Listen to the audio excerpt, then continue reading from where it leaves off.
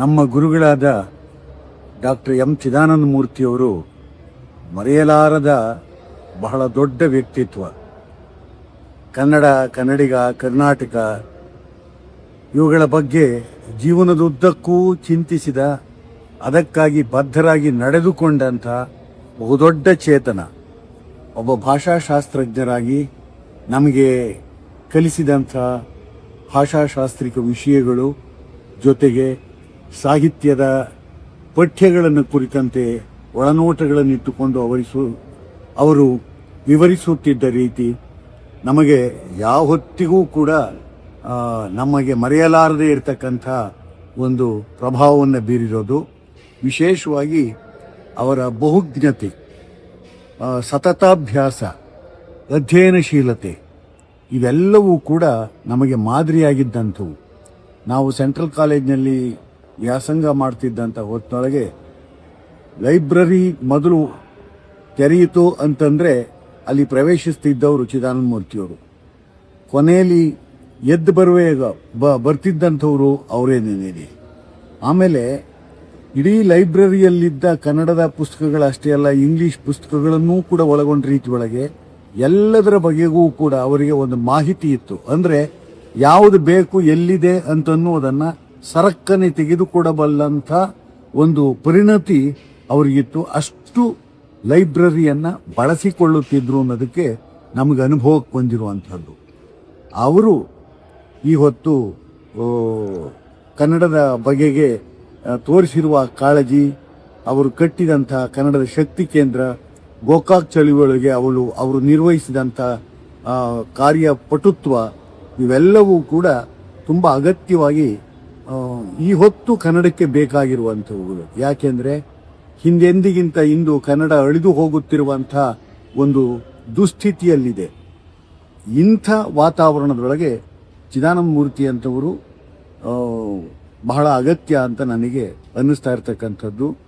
ಆ ಗುರುವಿನ ಸ್ಮರಣೆಯೇ ನಮಗೆ ಒಂದು ಕನ್ನಡ ಪ್ರಜ್ಞೆಯನ್ನು ನೆನಪಿಸುವ ರೀತಿಯೊಳಗಿನ ಸ್ಮರಣೆ ಎಂಬುದಾಗಿ ಹೇಳೋದಕ್ಕೆ ನಾನು ಇಷ್ಟಪಡ್ತೇನೆ. ಇವತ್ತಿನ ಕಾರ್ಯಕ್ರಮ ಕನ್ನಡ ಗೆಳೆಯರ ಹಾಗೂ ಕನ್ನಡ ಸಂಘ ಸಹಯೋಗದೊಂದಿಗೆ ಈ ದೊಡ್ಡ ಪುಸ್ತಕವನ್ನು ಇವರ ಸಹಯೋಗದೊಂದಿಗೆ ಇವತ್ತಿನ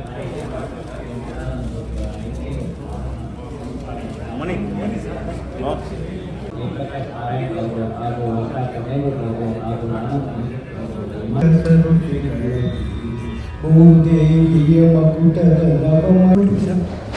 ಆಶಾ ರಘು ಅವರು ನಿಧನರಾಗಿದ್ದಾರೆ ಅನ್ನೋದಕ್ಕಿಂತ ಹೆಚ್ಚಾಗಿ ಅವರೇ ಈ ಬದುಕಿಗೆ ಅಂತ್ಯವನ್ನು ಕಂಡುಕೊಂಡಿದ್ದಾರೆ. ಅವರು ಕನ್ನಡದ ಬಹು ಪ್ರತಿಭಾನ್ವಿತ ಕಾದಂಬರಿಗಾರ್ತಿ, ಕಥೆಗಾರ್ತಿ, ಭಾಳ ದೊಡ್ಡ ಕೆಲಸವನ್ನು ಮಾಡ್ತಾಯಿದ್ರು. ಅವರು ದೂರದರ್ಶನದ ಧಾರಾವಾಹಿಗಳಲ್ಲಿ ನಟಿಸಿದ್ದಾರೆ, ನಾಟಕದಲ್ಲಿ ನಟಿಸಿದ್ದಾರೆ, ನಾಟಕ ಬರೆದಿದ್ದಾರೆ, ಗೀತೆಗಳು ಹಾಡಿದ್ದಾರೆ. ಅವರ ಬರೆದ ಆವರ್ತ ಕಾದಂಬರಿಗೆ ರಾಜ್ಯ ಸಾಹಿತ್ಯ ಅಕಾಡೆಮಿ ಪ್ರಶಸ್ತಿ ಕೂಡ ಬಂದಿತ್ತು. ಅದು ನಿಜವಾಗಿ ಇತ್ತೀಚಿನ ದಿನಗಳಲ್ಲಿ ಬಂದಂತಹ ಬಹಳ ದೊಡ್ಡ ಬೃಹತ್ ಮತ್ತು ಶ್ರೇಷ್ಠ ಕಾದಂಬರಿ. ಹೀಗೆ ಅನೇಕ ದೊಡ್ಡ ಕೆಲಸಗಳನ್ನ ಮಾಡಿದಂಥ ಆಶಾ ರಘು ಅವರು 46ನೇ ವಯಸ್ಸಿಗೆ ನೆನ್ನೆ ಕಣ್ಮರೆ ಆಗಿರೋದು ಕನ್ನಡಕ್ಕೆ ಬಹುದೊಡ್ಡ ನಷ್ಟವಾಗಿದೆ. ಹಾಗೆ ತಿಮ್ಮರಾಜ ಅರಸ್ ಅಂಥೇಳಿ ಒಬ್ಬ ಬಹುದೊಡ್ಡ ಕನ್ನಡದ ಕಾರ್ಯಕರ್ತ. ಅವರು 88ನೇ ವಯಸ್ಸಿನಲ್ಲಿ ನಿಧನರಾಗಿದ್ದಾರೆ. ನಾವೆಲ್ಲ 68ರಲ್ಲಿ, ನಾನು 64ರಲ್ಲಿ ಬೆಂಗಳೂರಿಗೆ ಬಂದಿದ್ದು. ಆ ಸಂದರ್ಭದಲ್ಲಿ ಎಲ್ಲೇ ವಾಟಾಳ್ ನಾಗರಾಜ್ ಅವರ ಸಭೆ ಇದ್ದರೆ ಅಲ್ಲಿ ತಿಮ್ಮರಾಜ ಅರಸು ಹಾಡು ಹೇಳ್ತಾಯಿದ್ರು. ತಿಮ್ಮರಾಜ ಅರಸು ಅವರು ಚಿತ್ರನಟ ನರಸಿಂಹರಾಜು ಅವರ ಅತ್ಯಂತ ಹತ್ತಿರದ ಸಂಬಂಧಿಗಳು. ಅವರನ್ನು ಕೂಡ ನಟ ಎಲ್ಲ ಅದನ್ನು. ಆದರೆ ತಮಿಳು HAL-ನಂತಹ ಕಾರ್ಖಾನೆಗಳಲ್ಲಿ ಕನ್ನಡದಲ್ಲಿ ಮಾತನಾಡಿದ್ರೇನೇ ಕಷ್ಟ ಅನ್ನುವಂಥ ವಾತಾವರಣ ಇತ್ತು. ನಮ್ಮ ಭಗವಾನು, ಹೊಸೂರು ನಾಗರಾಜ್, ಬೇರೆ ನಾಗರಾಜ್ ಇವರಿಗೆಲ್ಲ ಗೊತ್ತಿರುತ್ತೆ. ಅಂತಹ ಕಡೆಗಳಲ್ಲಿ ಯಾವುದೇ ಕಾರ್ಯಕ್ರಮ ಆದರೆ ಕನ್ನಡದಲ್ಲಿ ಹಾಡು ಹೇಳ್ತಾ ಇದ್ದರು. ನನ್ನಂಥ ಅನೇಕ ಕನ್ನಡದ ಕಾರ್ಯಕರ್ತರಿಗೆ ಸ್ಫೂರ್ತಿಯಾಗಿದ್ದರು. ನಮ್ಮನ್ನು ಯಾವುದೇ ವಾಟಾಳ್ ನಾಗರಾಜ್ ಅವರು ನಡೀತಿದ್ದಂಥ ಸಭೆಗೆ ಎಲ್ಲರೂ ಇದ್ದ ತಕ್ಷಣ ಕರ್ಕೊಂಡು ಹೋಗೋರು. ಅವರು ಎಷ್ಟೊಂದು ದೊಡ್ಡ ಹೋರಾಟವನ್ನು ಮಾಡಿದ್ದಾರೆ ಅಂತ ಹೇಳಿದರೆ ಅವರಿಗೆ ಈ ತಮಿಳ್ನವ್ರು ಇವರೆಲ್ಲ ಹೊಡೆದು ಅವರ ಕಾಲನೇ ಒಂದು ಕಾಲದಲ್ಲಿ ಕಾಲ ಮುರಿದೋಗ್ಬಿಟ್ಟಿತ್ತು ಅವರದ್ದು. ಅಷ್ಟು ಧೈರ್ಯದಿಂದ ಕೆಲಸ ಮಾಡಿದಂಥವ್ರು 60ರ ದಶಕದಲ್ಲಿ. ಆಗ HALನಲ್ಲಿ ಕನ್ನಡದವ್ರು ಇದ್ದಿದ್ದು 15% ಅಂಥ ಕಡೆಗಳಲ್ಲಿ ಅಂಥ ದೊಡ್ಡ ಕನ್ನಡದ ಕೆಲಸವನ್ನು ಮಾಡಿದವರು. ಇಡೀ ದಂಡು ಪ್ರದೇಶದಲ್ಲಿ ಎಲ್ಲೇ ಕನ್ನಡದ ಸಭೆಗಳಿರಲಿ ಅಲ್ಲಿಗೆ ಹೋಗಿ ಹಾಡು ಹೇಳೋರು, ಮಾತಾಡೋರು, ಇಂಥದ್ದೆಲ್ಲವನ್ನೂ ಮಾಡೋರು. ಅವ್ರನ್ನೂ ಕೂಡ ರಂಗಭೂಮಿ ನಟರಾಗಿದ್ದರು. ಆದರೆ 2 ನೆಲೆಗಳಲ್ಲಿ ಸಾಹಿತ್ಯ ಸಂಸ್ಕೃತಿಯ ನೆಲೆಯಲ್ಲಿ ಆಶಾ ರಘು ಅವರು ನಿಜವಾಗ್ಲೂ ಕೂಡ ಅದು ದೊಡ್ಡ ನಷ್ಟ ಅಂತ ಅನ್ನೋದನ್ನು ನಾವು ಹೇಳಲೇಬೇಕಾಗಿಲ್ಲ. 5ನೇ ಪುಣ್ಯ ಸ್ಮರಣೆ ಆ ನೆಪದಲ್ಲಿ ನಾವೆಲ್ಲ ಸೇರಿದ್ದೀವಿ. ಈ ಒಂದು ಶುಭ ಸಂದರ್ಭದಲ್ಲಿ ವೇದಿಕೆಯಲ್ಲಿ ಅಲಂಕರಿಸಿರುವಂಥರು ನಮಗೆಲ್ಲರಿಗೂ ಗೊತ್ತಿರೋ ಹಾಗೆ ಇದೇ ಜೊತೆಯಲ್ಲಿ SL ಭೈರಪ್ಪನವರು, ಕನ್ನಡದ ಬಹಳ ಉತ್ಕೃಷ್ಟ ಲೇಖಕರಲ್ಲಿ ಒಬ್ಬರಾದಂಥ SL ಭೈರಪ್ಪನವರ ನೆನಪು 2 ಮತ್ತೆ ಪುಸ್ತಕ ಲೋಕಾರ್ಪಣೆ ಸಮಾರಂಭ. ಈ 3 ಸಂಸ್ಥೆಗಳು ಏನು ಕನ್ನಡ ಗೆಳೆಯರ ಬಳಗ, ಕರ್ನಾಟಕ ವಿಕಾಸ ರಂಗ, ಸ್ವಪ್ನ ಬುಕ್ ಹೌಸ್, ಈ 3 ಸಂಸ್ಥೆಗಳ ಆಶ್ರಯದಲ್ಲಿ ಈ ಕಾರ್ಯಕ್ರಮ ನಡೀತದೆ. ವೇದಿಕೆ ಅಲಂಕರಿಸಿರುವಂಥ ಹಿರಿಯರಾದಂಥ ನಮಗೆ ಕನ್ನಡ ಪುಸ್ತಕ ಪ್ರಾಧಿಕಾರದ ಅಧ್ಯಕ್ಷರಾಗಿ, ಕನ್ನಡ ಅಭಿವೃದ್ಧಿ ಪ್ರಾಧಿಕಾರದ ಅಧ್ಯಕ್ಷರಾಗಿ, ಹಿರಿಯ ಲೇಖಕರಾಗಿ ನಮ್ಮೆಲ್ಲರಿಗೂ ಮಾರ್ಗದರ್ಶನ ಮಾಡುವಂಥ ST ಸಿದ್ದರಾಮಯ್ಯವರು ವೇದಿಕೆಯನ್ನು ಅಲಂಕರಿಸಿದ್ದಾರೆ. ಈ 3 ಸಂಸ್ಥೆಗಳ ಪರವಾಗಿ ಮತ್ತು ತಮ್ಮೆಲ್ಲರ ಪರವಾಗಿ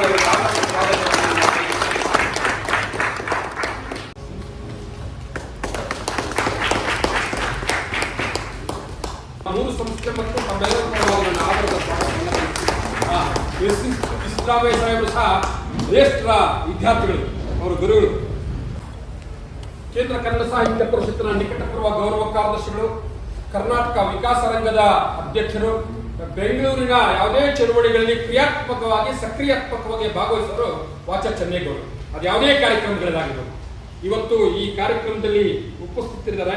ವಾಚಾ ಚೆನ್ನೇಗೌಡರಿಗೂ ಸಹ ನಿಮ್ಮೆಲ್ಲರ ಪರವಾಗಿ ಆಧಾರದ ಸ್ವಾಗತವನ್ನು ಬಯಸುತ್ತೇವೆ.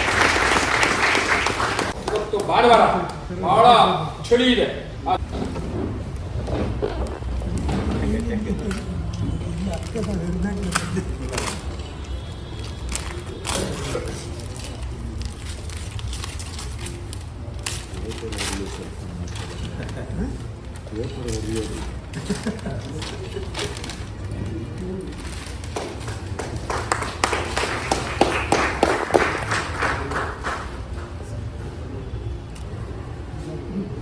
ಪುಸ್ತಕವನ್ನು ಬಿಡುಗಡೆ ಮಾಡಿದಂತಹ ಗಣ್ಯರೆಲ್ಲರಿಗೂ ಧನ್ಯವಾದಗಳು. ಹಲವು ಪುಸ್ತಕ ಲೋಕಾರ್ಪಣೆಯನ್ನು ಮಾಡಿದಂತಹ ಪ್ರೊಫೆಸರ್ ST ಸಿದ್ದರಾಮಯ್ಯವರಿಗೆ ಧನ್ಯವಾದಗಳನ್ನು. ಸ್ವಲ್ಪ ಹಿಂದೆ ಓಕೆ.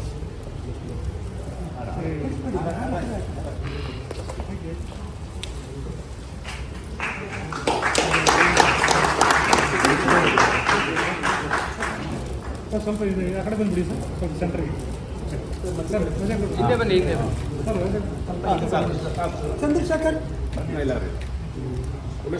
ಕ್ಯಾಮ್ರಾನೇ ಅಡ್ಡ ಇದೆ. ಸರ್ ಒಂದು ಸೈಡ್ ಸರ್, ಇಲ್ಲಿ ನಾಡಿನ ಕನ್ನಡ ಸಾಂಸ್ಕೃತಿಕ ಕ್ಷೇತ್ರದ ಹಿರಿಯ ಸಂಶೋಧಕರು ಹಾಗೂ ಇವತ್ತಿನ ಸಮಾರಂಭದ ನಾವೇನು ಆಚರಿಸ್ತಾ ಇದ್ದೀವಿ, ಡಾಕ್ಟರ್ ಎಂ ಚಿದಾನಂದ ಮೂರ್ತಿಯವರ ಸಂಸ್ಮರಣೆ, ಅವರ ನೇರ ವಿದ್ಯಾರ್ಥಿಯಾದಂಥ ಡಾಕ್ಟರ್ ಆರ್ ಶೇಷಶಾಸ್ತ್ರಿ ಅವರೇ, ಹಾಗೂ ಈ ಗ್ರಂಥವನ್ನು ಲೋಕಾರ್ಪಣೆ ಮಾಡಿದಂತಹ ಕನ್ನಡ ಪುಸ್ತಕ ಪ್ರಾಧಿಕಾರ, ಕನ್ನಡ ಅಭಿವೃದ್ಧಿ ಪ್ರಾಧಿಕಾರ ಎರಡೂ ಅಧ್ಯಕ್ಷರಾಗಿ ಅತ್ಯಂತ ಪ್ರಾಮಾಣಿಕವಾಗಿ ನಿಷ್ಠೆಯಿಂದ ಕೆಲಸ ಮಾಡಿದವರು. ಮತ್ತು ಡಾಕ್ಟರ್ ಎಂ ಚಿದಾನಂದ ಮೂರ್ತಿಯವರು ವಿದ್ಯಾರ್ಥಿನಿಯೂ ಅವ್ರು ಯಾವಾಗಲೂ ಒಂದು ಮಾತು ಹೇಳ್ತಾಯಿದ್ರು. ST ಸಿದ್ದರಾಮಯ್ಯ ಅವರು ಹಳೆಗನ್ನಡ ಸಾಹಿತ್ಯ, ಹೊಸಗನ್ನಡ ಸಾಹಿತ್ಯ ಎರಡನ್ನೂ ಓದ್ಕೊಂಡಿರೋರು, ಜಾನಪದದಲ್ಲಿ ದೊಡ್ಡ ಕೆಲಸ ಮಾಡಿದ್ದಾರೆ ಅಂತೇಳಿ. ಬಹುಶಃ ಇದು ಒಬ್ಬ ವ್ಯಕ್ತಿಗೆ ಸಿಗಬಹುದಾದಂತಹ ಬಹುದೊಡ್ಡ ಗೌರವ. ಆ ಗ್ರಂಥವನ್ನು ಬಿಡುಗಡೆ ಮಾಡಿದಂಥ ST ಸಿದ್ದರಾಮಯ್ಯನವರೇ ಹಾಗೂ ಡಾಕ್ಟರ್ SL ಭೈರಪ್ಪ ಅವರನ್ನು ಕುರಿತಂತೆ ಮಾತನಾಡಲಿರುವಂಥ ಜಯಪ್ರಕಾಶ್ ನಾರಾಯಣ್ ಅವರೇ ಹಾಗೂ ಡಾಕ್ಟರ್ ಎಂ ಚಿದಾನಂದ ಮೂರ್ತಿಯವರ ಕನ್ನಡದ ಕೆಲಸಗಳ ಬಗ್ಗೆ ಮಾತನಾಡಲಿರುವಂಥ ಚಿದಾನಂದ ಮೂರ್ತಿಯವರ ಶಿಷ್ಯ ಅಂತ ಹೇಳ್ಬೋದು. ಅವರೇ ರೂಪಿಸಿದಂತಹ 35 ವರ್ಷಗಳ ಕಾಲ ಅವ್ರ ಜೊತೆ ಕೆಲಸ ಮಾಡಿದಂತಹ ವಾಚಾ ಚೆನ್ನೇಗೌಡರು ಹಾಗೂ ಇಲ್ಲಿ ನೆರೆದಿರುವ ಎಲ್ಲ ಕನ್ನಡದ ಬಂಧುಗಳೇ, ಡಾಕ್ಟರ್ ಎಂ ಚಿದಾನಂದಮೂರ್ತಿಯವರು ಭೌತಿಕವಾಗಿ ದೈಹಿಕವಾಗಿ ನಮ್ಮನ್ನು ಆಗಲಿ 5 ವರ್ಷಗಳಾಯಿತು. 5 ವರ್ಷದಿಂದ ಪ್ರತಿ ಜನವರಿ 11ರಂದು ಒಂದು ಅರ್ಥಪೂರ್ಣವಾದಂತಹ ಕಾರ್ಯಕ್ರಮವನ್ನು ನಾವು ನಡೆಸ್ಕೊಂಡ್ಬಂದಿದ್ದೀವಿ. ಮೊದಲನೇ ವರ್ಷ ಅವರ ವಿದ್ಯಾರ್ಥಿಗಳಾದಂಥ KP ಭಟ್ರು ಮತ್ತು ಅಂಥ ಒಂದು ಅವರಿಗೆ ಗೌರವಿಸಿ ಅವತ್ತೊಂದು ಸಭೆ ವ್ಯವಸ್ಥೆ ಮಾಡಿದ್ವು. ನಂತರ ಡಾಕ್ಟರ್ ಎಂ ಚಿದಾನಂದಮೂರ್ತಿ ಅವರಿಗೆ ತುಂಬ ಪ್ರಿಯವಾಗಿದ್ದಂತಹ ಈ ಜಲ ಸಮಸ್ಯೆಯನ್ನು ಕುರಿತಂತೆ ಕನ್ನಡ ನಾಡಿನ ಶ್ರೇಷ್ಠ ಜಲತಜ್ಞರಾದಂಥ ಕ್ಯಾಪ್ಟನ್ ರಾಜಾರಾವ್ ಅವರ ಉಪನ್ಯಾಸವನ್ನು ಮಾಡಿಸಿ ಅವರಿಗೆ ನಾವು ಗೌರವವನ್ನು ಅರ್ಪಿಸಿದ್ವು. ಆನಂತರ ವೆಂಕಟಾಚಲಪತಿ ಈ BMC ಪ್ರತಿಮೆಯನ್ನು ಮಾಡಿದಂತಹ ವೆಂಕಟಾಚಲಪತಿ, ಆನಂತರ ಹೋದ ವರ್ಷ ಗಮಕಿ MR ಸತ್ಯನಾರಾಯಣವರಿಗೆ ಗೌರವಿಸಿದ್ದು. ಈ ವರ್ಷ ಈ ಚಿದಾನಂದಮೂರ್ತಿಯವರ ಕನಸಿನ ಕೂಸು ಅವರೇ ರೂಪಿಸಿದಂತಹ ಭಾರತ ದೇಶದಲ್ಲಿಯೇ ಇನ್ಯಾವುದೇ ಭಾಷೆಯಲ್ಲಿ ಬರೆದಂತಹ ಒಂದು ಪುಸ್ತಕ ಕನ್ನಡಿಗ ಕರ್ನಾಟಕದ ಪುಸ್ತಕದ ಲೋಕಾರ್ಪಣೆ ಮಾಡಿ ಮುಂದೆ ಚಿದಾನಂದಮೂರ್ತಿಯವರು ಮತ್ತು ಪುಸ್ತಕ ಎರಡರ ಬಗ್ಗೆ ಮಾತನಾಡಲಿರುವಂಥ SD ಸಿದ್ದರಾಮಯ್ಯನವರಿಗೆ ಗೌರವಿಸಿದ್ದೀವಿ.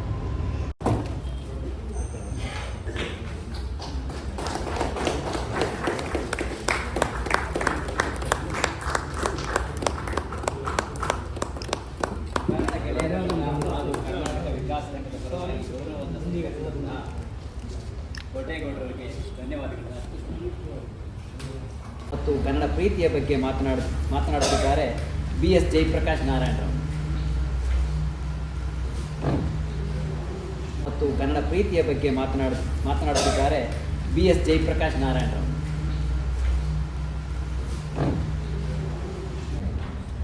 ನಮ್ಮ ಮನೆ ಥರ ರಾನಮ್ಮ ಅವರು ಸ್ವಲ್ಪ ಆಗ್ರಹಪೂರ್ವಕವಾಗಿ ಹೇಳಿದರು, ನೀವು ಬಂದು ಮಾತಾಡಬೇಕು. ಇಲ್ಲ ಚೆನ್ನೈಗೌಡರು ಹೇಳಿದ್ದಾರೆ. ನಾನು ಸ್ವಲ್ಪ ಸಂಕೋಚ ಪಡ್ತೀನಿ ಸಾರ್ವಜನಿಕವಾಗಿ ಮಾತಾಡೋದು.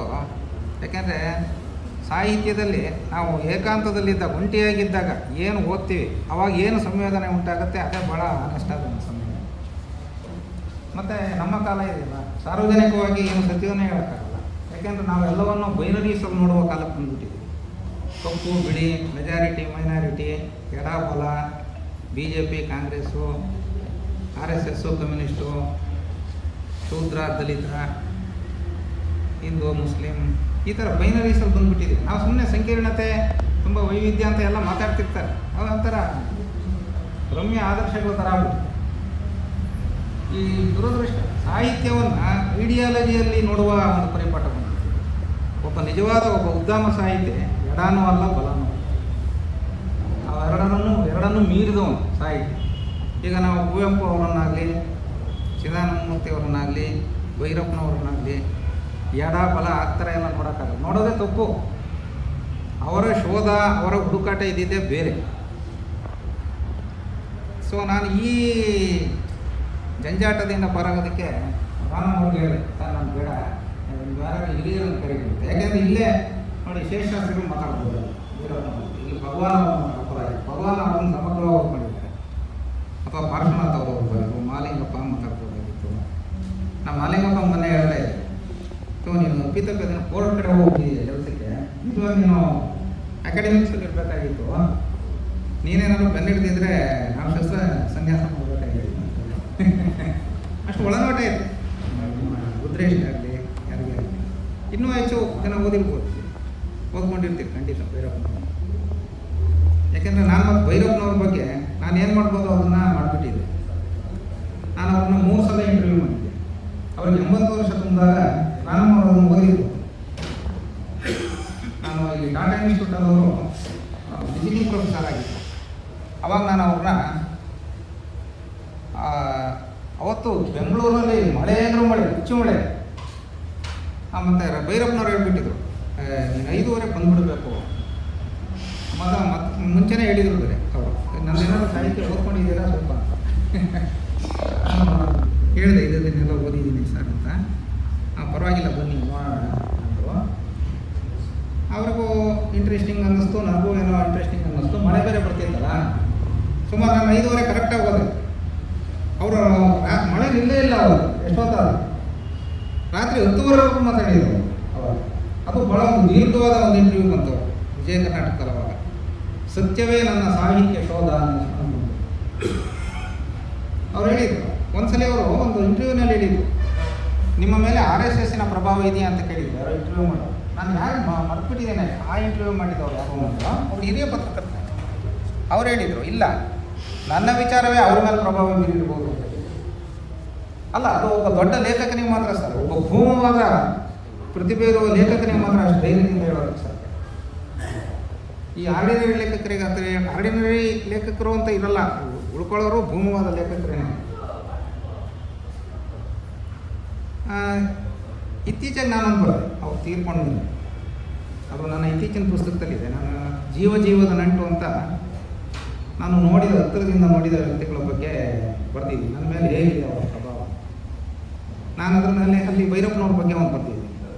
ಮಾನುಷ ಸ್ವಭಾವವನ್ನು ಕಟ್ಟದ ಕಾಲಾತೀತ ಅಂತ. ಅವರ ಮೂಲ ಉದ್ದೇಶ ಇದ್ದಿದ್ದೆ ಮನುಷ್ಯ ಸ್ವಭಾವದ ಮೇಲೆ. ಹೌದು. ಇನ್ನೊಂದು ಅವ್ರದ್ದು ಉತ್ತರಾಖಂಡ ಕಾದಂಬರಿ ಬಂತು, ಅವಾಗ ಒಂದು ಬರೆದಿದ್ದೆ ನಾನು, ಇಂಟರ್ವ್ಯೂ ಮಾಡಿದ್ದೆ. ಅದಕ್ಕೆ ಮುಂಚೆ ಯಾನ ಕಾದಂಬರಿ ಬಂತು. ಈ 3 ಸಂದರ್ಭದಲ್ಲಿ ಅವ್ರದ್ದು ಇಂಟರ್ವ್ಯೂ ಮಾಡಿದ್ದೆ.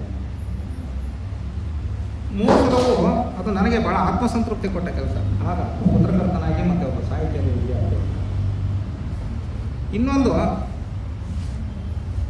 ಈಗ ನಾನಾಗಲಿ, ಎಸ್.ಎಲ್. ಭೈರಪ್ಪನವರಾಗಲಿ, ಸಿದ್ದರಾಮಯ್ಯನವರಾಗಲಿ, ನಮ್ಮ ಪಾರ್ಶ್ವನಾಥ್ ಅವರಿದ್ದಾರೆ, ಅವರು ನಮ್ಮ ಭಗವಾನ್ ನಾವೆಲ್ಲ ಒಂದೇ ಸೀಮೆಯವರು. ಚೆನ್ನೈಗೌಡರು ಅಷ್ಟೇ ನಮ್ಮ ಇದಕ್ಕೆ ಬರ್ತಾರೆ. ನಮ್ಮ ಚನ್ನರಾಯಪಟ್ಟಣ ನಾಗಮಂಗಲ ಬೇರೆ ಬೇರೆ. ನನಗೆ ನಾನು ಮುಂಚೆ ಒಂದು ಕಾಲದಲ್ಲಿ ಶಿವರಾಮ್ ಕಾರಂತರು, ಆನಾಕರು, ಕಟ್ಟಿಮನಿ, ಕೃಷ್ಣಮೂರ್ತಿ ಪುರಾಣಿ ಇವ್ರದೆಲ್ಲ ಓದ್ತಾ ಇದ್ದೆ ತುಂಬ. ನನಗೆ ಭೈರಪ್ಪನವರು ಯಾಕೆ ಹತ್ರ ಭಾಳ ಹತ್ರ ಆದರು ಅಂದರೆ, ಅವರವರು ನಮ್ಮವರು ಕೇವಲ 1 ಕಿಲೋಮೀಟರ್ ಅಷ್ಟೇ. ನಮ್ಮದು ಅಗ್ರಹಾರ ಬೆಳಗಲ್ಲಿ ನಮ್ಮದು, ಅವ್ರದ್ದು ಸಂತೇಶ್ವರ 1 ಕಿಲೋಮೀಟರ್. ನಡ್ಕೊಂಡು ಹೋದ್ರೆ 10 ನಿಮಿಷ. ಈಗ ಮೊನ್ನೆ ನಾನು ಹೋಗಿದ್ದಾಗ ನೋಡಿದೆ 2 ಊರು ಸೇರ್ಕೊಂಡೇ ಬಿಟ್ಟಿದ್ದು. ಅವರು ಭೈರಪ್ಪನವ್ರಿಗೆ 3 ವಿಚಾರಗಳು ಬಹಳ ಅವರನ್ನು ಕಾಡಿರೋದು. ಹುಟ್ಟು, ಸಾವು ಮತ್ತು ಈ ಸೃಷ್ಟಿಗೆ ಕಾರಣವಾದ ಕಾಮ. ಇವುಗಳನ್ನು ಅವರಷ್ಟು ಸಮರ್ಥವಾಗಿ ನಿರ್ವಹಿಸಿರುವ ಲೇಖಕ ನಮ್ಮ ಕಾಲದಲ್ಲಿ ಯಾರು ಇಲ್ಲ. ಇದನ್ನು ಇವನ್ ನಾವು ಭೈರಪ್ಪನವ್ರು ತೀರ್ಕೊಂಡಿದ್ದ ದಿವಸ ಪುರುಷೋತ್ತಮ ಬಿಳಿಮಲೆ ಕೂಡ ಫೇಸ್ಬುಕ್ನಲ್ಲಿ ಬರ್ತಿದ್ವಿ ಕಾಮೆಂಟ್. ಅವರಷ್ಟು ಸಮರ್ಥವಾಗಿ ಕಾಮವನ್ನು ನಿರ್ವಹಣೆ ಮಾಡಿದ ಮತ್ತೊಬ್ಬ ಲೇಖಕ ಇಲ್ಲ ಭಾರತದಲ್ಲಿ. ಅವರ ಎಲ್ಲ ಕಾದಂಬರಿಗಳಲ್ಲಿ ಈ ಥರ ಇದೆ. ಅವರಿಗೆ ಮೊದಲು ಅವರು ಇಂಟರ್ಮೀಡಿಯೇಟ್ ವಿದ್ಯಾರ್ಥಿ ಆಗಿದ್ದಾಗ ಅವರು ಫಸ್ಟ್ ಬರೆಯೋಕ್ಕೆ ಶುರು ಮಾಡಿದ್ದು ಈ ಗತಜನ್ಮ ಅಂತ ಒಂದು ಹೇಳುತ್ತೆ. ಆಮೇಲೆ 2 ಕಾದಂಬರಿ ಬರುತ್ತೆ. ಯಾವುದು ಅಂದರೆ ಬೆಳಕು ಮೂಡಿದ್ದು ಮತ್ತು ಭೀಮಕಾಯ. ಅದಾದಮೇಲೆ ದೂರ ಸರಿದರು, ಅದೆಲ್ಲ ಬಂತು. ಆಮೇಲೆ ಮತದಾನ, ಧರ್ಮಶ್ರೀ, ಅದೆಲ್ಲ.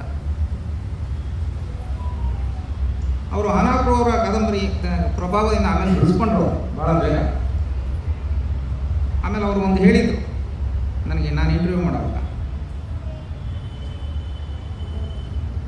ನಾನು ಧರ್ಮಶ್ರೀ, ಮತದಾನ, ದೂರ ಸರಿದರು ಮತ್ತು ಅದಕ್ಕೆ ಮುಂಚೆ ಬರೆದಿದ್ದು ಈ ಬೆಳಕು ಮೂಡಿದ್ದು, ಭೀಮಕಾಯ, ಆ 5 ನಾನು ಲೆಕ್ಕಕ್ಕೆ ಇಟ್ಟಿಲ್ಲ. ನನ್ನ ಸಾಹಿತ್ಯದ ನಿಜವಾದ ಕಸುಬು ಶುರುವಾಗಿದ್ದು ವಂಶವೃಕ್ಷ ಕಾದಂಬರಿ. ಆ ವಂಶವೃಕ್ಷ ಕಾದಂಬರಿ ಬಗ್ಗೆ ಅವರಿಗೆ ಎಷ್ಟು ಉತ್ಕಟತೆ ಇತ್ತು ಅಂದರೆ, ಅವ್ರನ್ನ ನಾನು ಇಂಟರ್ವ್ಯೂ ಮಾಡೋವಾಗ ಹೇಳಿದರು ಟಾಟಾ ಇನ್ಸ್ಟಿಟ್ಯೂಟ್, ವಂಶವೃಕ್ಷವನ್ನು ಭೈರಪ್ಪ ಸೃಷ್ಟಿಸಲಿಲ್ಲ, ಭೈರಪ್ಪನನ್ನೇ ವಂಶವೃಕ್ಷ ಸೃಷ್ಟಿಸಿತು ಅಂತ ಹೇಳಿ. ಅದರಲ್ಲಿ ಯಾಕೆಂದರೆ ಇಂಡಿಯನ್ ಫಿಲಾಸಫಿಯ ಉತ್ಕಟವಾದ ಇದಿದೆ, ಅದು ನಿಜವಾದ ಅನುಸಂಧಾನ ಇದೆ ಅದರಲ್ಲಿ. ಅವ್ರಿಗೆ ಯಾಕೆ ಈ ತತ್ವಜ್ಞಾನದ ಸೆಳೆತ ಬಂತು ಅಂದರೆ, ಅವರು ಚಿಕ್ಕ ವಯಸ್ಸಿನಲ್ಲೇ ಅವರ ತಾಯಿ 11ನೇ ವರ್ಷದಲ್ಲೇ ಅವ್ರ ತಾಯಿನ ಕಳ್ಕೊಂಡ್ರು. ಅವರು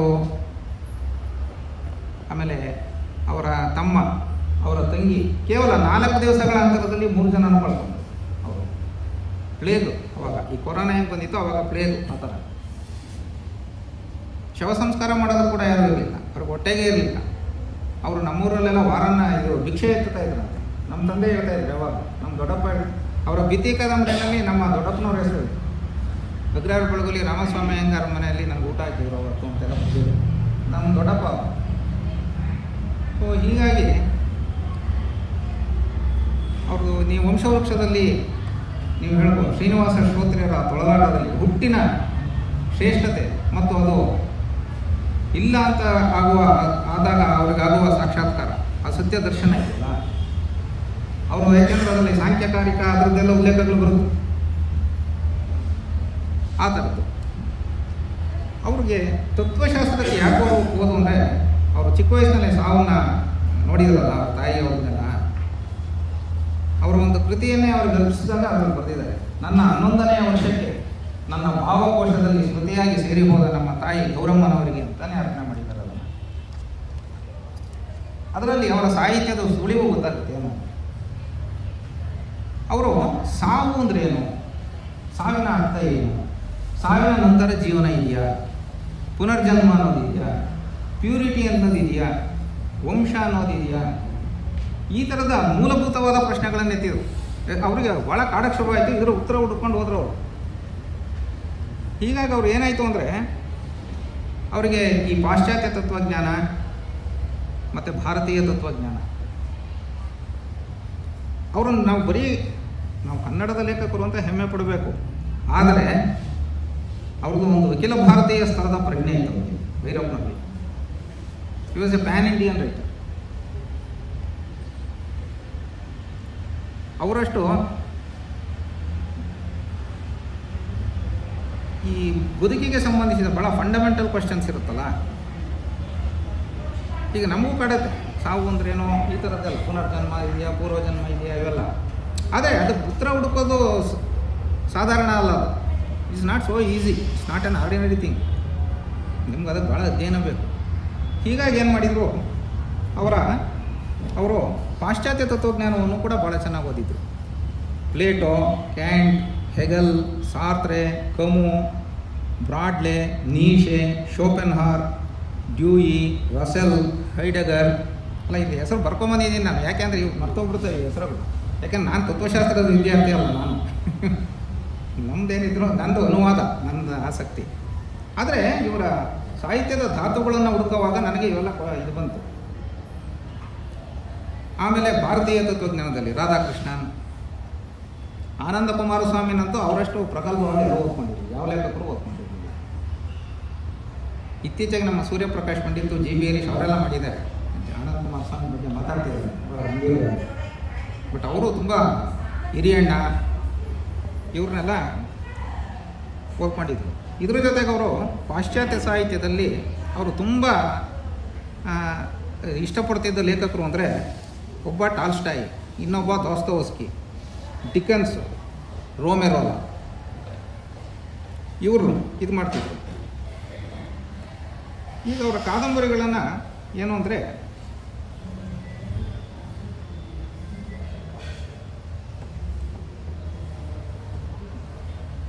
ಈ ನೋಡಿ ಅವ್ರದ್ದು ಒಂದು ವಿಸ್ತರಣೆಯಾಗಿ ಮಾಡ್ಬೋದು ಕೆಲವು ಕಾದಂಬರಿಗಳ ಕೆಲವು. ಈಗ ಗೃಹಭಂಗ ಮತ್ತು ಉನ್ಮೇಷಣೆ ಅವು ಒಂದರದ ಒಂದು ಮುಂದುವರಿ. ಈ ನೆಲೆ ಮತ್ತು ಸಾಕ್ಷಿ, ಈ ದೂರ ಸರಿದರು, ಅಂಚು, ಮತ್ತು ವಂಶವೃಕ್ಷ, ಸಾಕ್ಷಿ, ಸಾರ್ಥ, ಆವರಣ, ಮುಂದೆ ಬಂತು ಆಮೇಲೆ. ಆದರೆ ಭಿತ್ತಿ ಬಂತಲ್ಲ ಆತ್ಮಕಥೆ, ಅದು 96ರಲ್ಲಿ ಬಂತು ಅನ್ಸುತ್ತೆ. 96 ಸರ್, 96 ಅಲ್ಲಿವರೆಗೂ ಬರೆದ ಕಾದಂಬರಿಗಳದೇ ಒಂದು ರೀತಿ ಇದೆ ಅವರು ಸಂರಚನೆ. ಆತ್ಮಕಥೆ ಬರ್ಕೊಂಡ್ಮೇಲೆ ಸೃಜನಶೀಲವಾದನ್ನು ಬರೆಯೋದು ಕಷ್ಟ. ಯಾಕೆಂದರೆ ನಮ್ಮ ಅನುಭವಗಳು, ನಮ್ಮ ನೆನಪುಗಳು ಅವೆಲ್ಲವನ್ನು ಇಮ್ಯಾಜಿನೇಟಿವ್ ಬಳಸ್ಕೊಳಕ್ಕಾಗಲ್ಲ. ಆತ್ಮಕಥೆನ ನಾವು ಅಧಿಕೃತವಾಗಿ ದಾಖಲಿಸ್ಬಿಡ್ತೀವಲ್ಲ. ನೀವು ಭಿತ್ತಿ ಬರೆದ ಮೇಲೆ ಅವರ ಕಾದಂಬರಿಗಳ ಪ್ಲಾಟ್ ಚೇಂಜ್ ಆಗಿರೋದು ನೋಡ್ಬೋದು. ಆವರಣ ಇರ್ಬೋದು, ಉತ್ತರಾಖಂಡ ಇರ್ಬೋದು, ಯಾನ ಇರ್ಬೋದು, ಕವಲು ಇರ್ಬೋದು. ಅವರು ಭಿತ್ತಿ ಬಂದಮೇಲೆ 6 ಕಾದಂಬರಿ ಬರೋದು. ಇದು ಒಂದು ಭಾಳ ಅಪರೂಪ. ಇದು ನೋಡಿ, ಮೊದಲನೇ ಹಂತದಲ್ಲಿ ಅವರು ಅವರ ಮೊದಲ 5 ಕಾದಂಬರಿಗಳನ್ನು ನಿರಾಕರಿಸಿದರು. ವಂಶವೃಕ್ಷದಿಂದ ಗೋಪಾಲಕೃಷ್ಣ ಅಡಿಗರಿಗೆ ಮಾತ್ರ ಇದು ಸಾಧ್ಯ ಆಗಿದೆ ಈ ಥರ ನಿರಾಕರಿಸ್ಕೊಳ್ಳೋದು. ಚಂಡೆಮದ್ದಳೆಗೆ ಮೊದಲು ಎಲ್ಲ ಕವನ ಸಂಕಲನಗಳನ್ನು ನಿರಾಕರಿಸ್ಕೊಂಡ್ರು ಅವರು. ಚಂಡೆಮದ್ದಳೆಯಿಂದನೇ ನಂದು ಅಂತ ಹೇಳಿ, ಯಾಕೆಂದರೆ ಖ್ಯಾತಿ ಬಂದ್ಬಿಟ್ಟಿರುತ್ತೆ ಅಲ್ಲಿ. ಆ ವರ್ತುಲದಿಂದ ಬರೋದಿದೆಯಲ್ಲ ಅದು ಭಾಳ ಕಷ್ಟ. ಈ ಬಿತ್ತಿ ಬರೋದ ನಂತರ ಬಂದ ಕಾದಂಬರಿಗಳದ್ದೇ ಒಂದು ಪಾಯಿಂಟ್. ಅವರ ಸಂರಚನೆ ಇರ್ಬೋದು, ಅವರ ಹುಡುಕಾಟ ಇರ್ಬೋದು, ಅವರ ಶೋಧ ಇರ್ಬೋದು, ಅವರ ಪಾತ್ರ ಸೃಷ್ಟಿ ಇರ್ಬೋದು, ಇದೆಲ್ಲ ಇದೇನಾಗುತ್ತೆ ಅಂದರೆ ಭೈರಪ್ಪನವರ ಕಾದಂಬರಿಗಳು, ನಾನು ಎಲ್ಲ ಕಾದಂಬರಿಗಳ ಕಥೆ ಹೇಳಕ್ಕೆ ಹೋಗಲ್ಲ, ಮುಖ್ಯವಾಗಿ ಅವ್ರನ್ನ ಏನು ಪ್ರೇರೇಪಿಸ್ತು ಅಂತ ಹೇಳ್ತೀವಿ. ಅವ್ರದ್ದು ಎಲ್ಲ ಕಾದಂಬರಿಗಳಲ್ಲಿ ಮಿತ್, ಜಾನಪದ ಮತ್ತು ಧಾರ್ಮಿಕ ವಿಧಿಗಳ ಶಕ್ತಿಶಾಲಿ ಬಳಕೆ. ಎವ್ರಿಥಿಂಗ್ ಈಸ್ ಮಿತ್ ಆ್ಯಕ್ಚುಲಿ, ನಿಜವಾದ ಒಂದು ಸೆನ್ಸ್ನ ಹೇಳಬೇಕು. ನಮ್ಮ ನಗರೀಕರಣ, ಕೈಗಾರಿಕೀಕರಣ, ರಾಷ್ಟ್ರವಾದ, ಧರ್ಮ, ತಿಥಿ, ನಿಯೋಗ, ಮದುವೆ, ಇವೆಲ್ಲವೂ ಮಿತ್ ಆ್ಯಕ್ಚುಲಿ. ಇವುಗಳನ್ನು ಇಟ್ಟುಕೊಂಡು ಬದುಕಿನ ದ್ವಂದ್ವಗಳನ್ನು, ಅವುಗಳ ತಿಕ್ಕಾಟವನ್ನು ಅವರು ಕಟ್ಕೊಡ್ತಾರೆ. ಹುಟ್ಟು ಸಾವು, ನೀತಿ ಅನೀತಿ, ಒಳ್ಳೆಯದು ಕೆಟ್ಟದ್ದು, ಧರ್ಮ ಅಧರ್ಮ, ಸರಿ ತಪ್ಪು, ಈ ಥರದ್ದೆಲ್ಲ ಇದನ್ನು ಏನು ಮಾಡ್ತಾರೆ ಅಂದರೆ ಅವರು ಒಂದು ಸಾವು ಇರ್ಬೋದು, ಕಾಮ ಇರ್ಬೋದು, ಪುರುಷಾರ್ಥಗಳ ಕಲ್ಪನೆ ಇರ್ಬೋದು, ಇವುಗಳನ್ನು ಇಟ್ಕೊಂಡು ಒಂದು ದೊಡ್ಡ ಫಿಲಾಸಫಿಯನ್ನು ಕಟ್ತಾರೆ. ಅವರ ಎಲ್ಲ ಕೃತಿಗಳನ್ನು ಅವರು ಯಾಕೆ ಈಗ ಆನಾಕು ಕೂಡ ಕಾದಂಬರಿ ಬರ್ದಿದ್ದಾರೆ, 100 ಕಾದಂಬರಿ ಬರ್ದಿದ್ದಾರೆ. ಅವ್ರದ್ದೇನು ಅಂದರೆ ಸಾಮಾಜಿಕ ಪ್ರಧಾನವಾಗಿ ಒಂದು ಸ್ವಲ್ಪ ಭಾವುಕವಾದ ಇದಿಗಳು. ಆ ಕಾಲದಲ್ಲಿ ಅದು ಅನಿವಾರ್ಯ ಅವ್ರು ಬರೆಯೋ ಕಾಲದಲ್ಲಿ. ಇವರ ಕಾಲದಲ್ಲೂ ಒಂದು ಧಾರ್ಮಿಕ ಜಿಜ್ಞಾಸೆಯ ಮಟ್ಟಕ್ಕೆ ಇದೆ. ಅವರು ನೀವು ಯಾವುದೇ ಈಗ ದಾಟು ಕಾದಂಬರಿಗಳು ಅದರಲ್ಲಿ ಜಾತಿಯ ಸಮಸ್ಯೆ ಇದೆ. ಜಾತಿಯನ್ನು ನಾವು ಮೀರಬೇಕು ಅನ್ನೋದು ಭಾಳ ಸುಲಭ ಹೇಳೋದು, ಆದರೆ ಜಾತಿ ಅನ್ನೋದು ಇದೆ ಅನ್ನೋದೇ ವಾಸ್ತವ. ಅವರು ವಾಸ್ತವಕ್ಕೆ ಮುಖಾಮುಖಿ ಆಗ್ತಾರೆ. ನಾವೆಲ್ಲ ಸೆಕ್ಯುಲರ್ ಆಗಿರಬೇಕು ಅಂತ ಹೇಳೋದು ಸುಲಭ, ಅದೊಂದು ರಮ್ಯವಾದ ಆದರ್ಶ ಆಗ್ಬೋದು. ಆದರೆ ನಮ್ಮ ಇಡೀ ವ್ಯವಸ್ಥೆ ಯಾವುದ್ರ ಮೇಲೆ ನಿಂತಿದೆ, ನಮ್ಮ ಇಡೀ ರಾಜಕೀಯ ಯಾವುದ್ರ ಮೇಲೆ ನಡೀತಾ ಇದೆ, ಎಲ್ಲವೂ ಅದರ ಒಂದು ಆ ವ್ಯವಸ್ಥೆ ಮೇಲೆ ನಡೀತಾ ಇದೆ. ನನ್ನ ಪ್ರಕಾರ ದಾಟು ಭಾಳ ಸರ್ವಶ್ರೇಷ್ಠವಾದ ಕಾರಣ. ಅವರು ಮತ್ತು ಈ ಮನೋವಿಜ್ಞಾನ, ಸೋಷಿಯಾಲಜಿ, ಆಂಥ್ರಪಾಲಜಿ, ಇತಿಹಾಸ, ಸಮಾಜಶಾಸ್ತ್ರ, ಈ ಥರದ ಎಲ್ಲ ಬೇರೆ ಬೇರೆ ಶಿಸ್ತುಗಳನ್ನು ಅವರು ಬಳಸ್ಕೊಂಡು. ಇದು ಯಾಕೆ ಸಾಧ್ಯವಾಯಿತು ಅಂದರೆ ಈ ಗ್ರಾವಿಟಿ ಲಾಟ್ ಅವರು ಜಗತ್ತನ್ನು ಸುತ್ತಾ ಇದ್ರು. ಅವರು ನಾನು ಇಬ್ಬರು ನೋಡಿದ್ದೀನಿ ಆ ಥರ ಜಗತ್ತನ್ನು ಸುತ್ತಿರೋದು. ಇಲ್ಲೊಬ್ರು ವಿಜ್ಞಾನಿ ಇದ್ದಾರೆ ನನಗೆ ಗೊತ್ತಿರೋರು, ಅವರು ನಮ್ಮೂರಿನವ್ರನ್ನೇ. ಅವರು ಜಗತ್ತನ್ನ 193 ದೇಶ ಇದೆ, 190 ದೇಶ ನೋಡಿದ್ರು. ಅವ್ರನ್ನ ಬಿಟ್ಟರೆ ನಾವು ಭೈರಪ್ಪ ಅವ್ರನ್ನ ನೋಡಿದ್ದು. ಭೈರಪ್ಪ ಅವರು ನಾನು ಇಂಟರ್ವ್ಯೂ ಮಾಡಿದಾಗ ಹೇಳಿದ್ರು, ಅವ್ರಿಗೆ 80 ವರ್ಷ ಆದಾಗ ಒಂದು 70 ದೇಶ ಸುತ್ತಿದ್ದೀನಿ ನಾನು ಅಂತ. ಈ ಸುತ್ತೋದ್ರಿಂದ ಏನಾಯಿತು ಅಂದ್ರೆ ಅವ್ರಿಗೆ ಬೇರೆ ಬೇರೆ ಸಮಾಜಗಳಿವೆ, ಅಲ್ಲಿ ಏನು ಪ್ರಭಾವ ಬೀರ್ತಾ ಇದೆ, ಅಲ್ಲಿಯ ವಿಧಿವಿಧಾನಗಳೇನಿದೆ, ನಮಗೂ ಅವರು ಏನು ಸಂಬಂಧ ಇದೆ, ಒಂದು ಕೃತಿಗೆ ಏನು ಕೆಲಸ ಮಾಡಬೇಕು ನಾವು ಫೀಲ್ಡ್ ವರ್ಕರ್ನ. ನೀವು ಅದು ಪರ್ವ ಬರೆದಿದ್ದು ಮತ್ತು ಮಂದ್ರ ಬರೆದಿದ್ದು ಅಂದರೆ ಅವ್ರಿಗೆ ಸಾಮಾನ್ಯ ಓದಿರ್ತೀವಿ ಅದನ್ನೆಲ್ಲ ಒಂದು 50 ಪುಟಗಳಲ್ಲಿ. ಅವರು ಪರ್ವ ಬರೆಯೋದಂತೂ ಹಿಮಾಲಯ ಪರ್ವತ ಅಲ್ಲಿಗೆಲ್ಲ ಹೋಗ್ಬಿಟ್ಟಿದ್ರು. ಈ ಬಹುಪತಿತ್ವ ಇದೆಯಲ್ಲ, ದ್ರೌಪದಿ ಬಹುಪತಿತ್ವ ಅಂತ ಇದ್ದಿತ್ತು, ಅದು ಇದೆಯಾ ನಮ್ಮ ಭಾರತದಲ್ಲಿ ಅಂತ ಹುಡ್ಕೊಂಡೋಗಿ ಅಲ್ಲಿ ಯಾವುದೋ ಒಂದು ಹಳ್ಳಿನಲ್ಲ ಅವ್ರಿಗೆ ಗೊತ್ತಾಯ್ತಂತೆ, ಗಡುವಾದ ಪರ್ವತ. ಓ, ದ್ರೌಪದಿ ಇಲ್ಲಿ ಸೇರಿರ್ಬೋದು ಅಂತ. ಅವರು ಅದಕ್ಕೇನೆ ನೋಡಿ ಮಹಾಭಾರತದಲ್ಲಿ ಭಂಜನೆ ಮಾಡೋಕ್ಕೆ ಸಾಧ್ಯ ಇದೆ. ಫುಲ್ ಅವರು ಸೈಕಾಲಜಿ ಮೇಲೆ ಮನುಷ್ಯ ಸ್ವಭಾವಗಳಲ್ಲಿ ನಿಲ್ಲಿಸಿದ್ದಾರೆ ಎಲ್ಲ ಪಾತ್ರಗಳು. ಕೃಷ್ಣ ಇರ್ಬೋದು, ಗಾಂಧಾರಿ ಇರ್ಬೋದು, ಶಕುನಿ ಇರ್ಬೋದು, ಭೀಷ್ಮ ಇರ್ಬೋದು, ದುರ್ಯೋಧನ ಇರ್ಬೋದು, ಎಲ್ಲವನ್ನು ಮಾನುಷವಾದ ನೆಲೆಯಲ್ಲಿ ನೋಡಿದ್ದಾರೆ. ಈಗ ನಾನು ಹುಟ್ಟು ಸಾವು ಇದೆಲ್ಲ ಹೇಳಿದ್ನಲ್ಲ, ಕಾಮ ಪ್ರೇಮ ಇದೆಲ್ಲ ಇದೆ. ನೀವು ಆ ಥೀಮುಗಳನ್ನು ದೂರ ಸರಿದರು, ಅಂಚು, ಸಾಕ್ಷಿ, ಅನ್ವೇಷಣ, ಸಾರ್ಥ, ಮಂದ್ರ, ಕವಲು, ಯಾನ, ಉತ್ತರಾಖಂಡ ಈ ಕಾದಂಬರಿಗಳಲ್ಲಿ ನೋಡಿ.